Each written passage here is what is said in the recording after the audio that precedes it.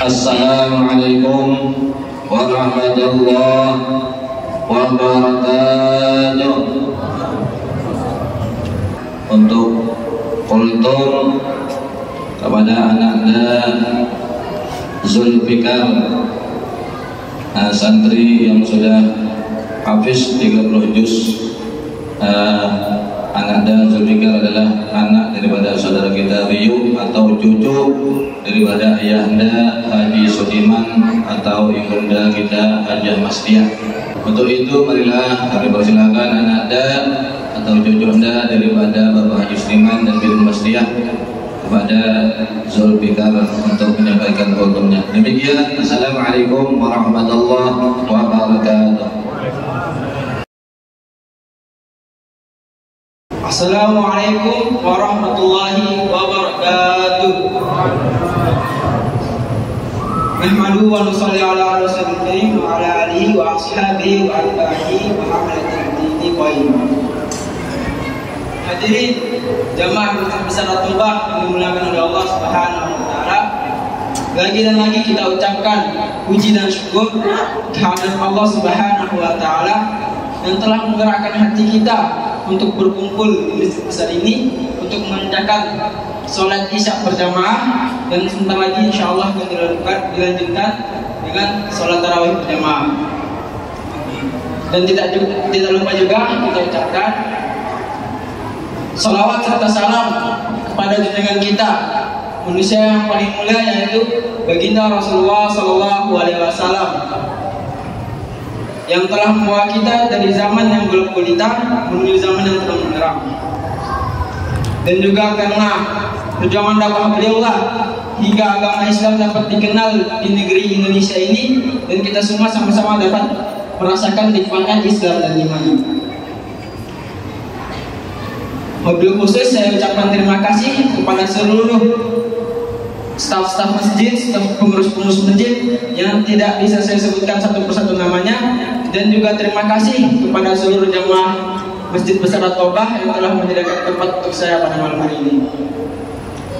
Alhamdulillah, tidak terasa kita telah sampai di 10 akhir bulan Ramadan, lebih tepatnya malam ke-22. Alhamdulillah. Di antara malam-malam di bulan Ramadan terdapat satu malam yang disebut Lailatul Qadar yang sangat banyak kebaikan dan keberkahannya. Al-Quran telah menyatakan keutamaannya, yaitu lebih utama daripada 1000 bulan.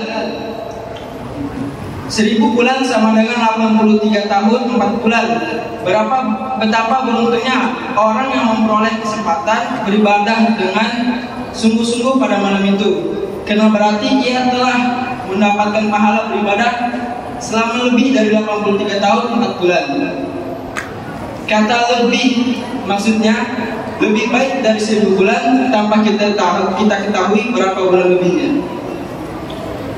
Pada hakikatnya karunia Allah Subhanahu wa taala sangat besar dan tanpa batas bagi orang yang mau menghargainya. Di dalam kitab Durrul Mansur disebutkan terdapat sebuah hadis dari Sayyidina Anas radhiyallahu anhu bahwa baginda Rasulullah sallallahu alaihi wasallam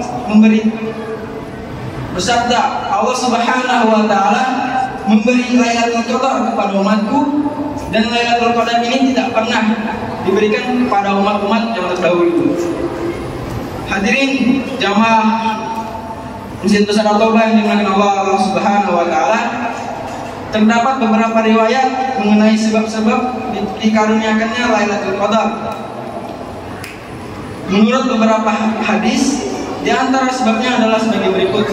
Baginda Rasulullah SAW melihat bahwa umat-umat terdahulu umurnya panjang-panjang, sedangkan umur umat beliau pendek.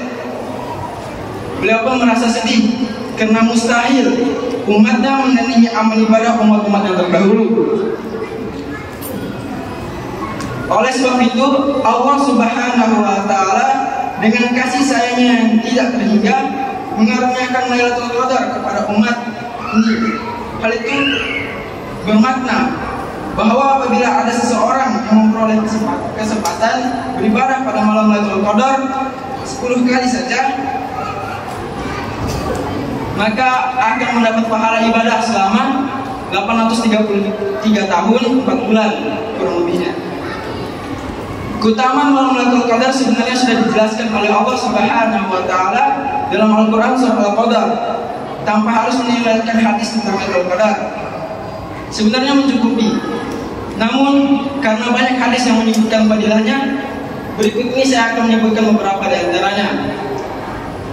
Salah satu hadis tentang fadilah Lailatul Qadar adalah An Abi Hurairah radhiyallahu anhu qala Rasulullah sallallahu alaihi wasallam man qala lailatul qadri imanan wa ihtisaban ghufira lahu ma taqaddama min dhanbihi. Rawahu Bukhari dan Muslim kadzalika Tirmidzi.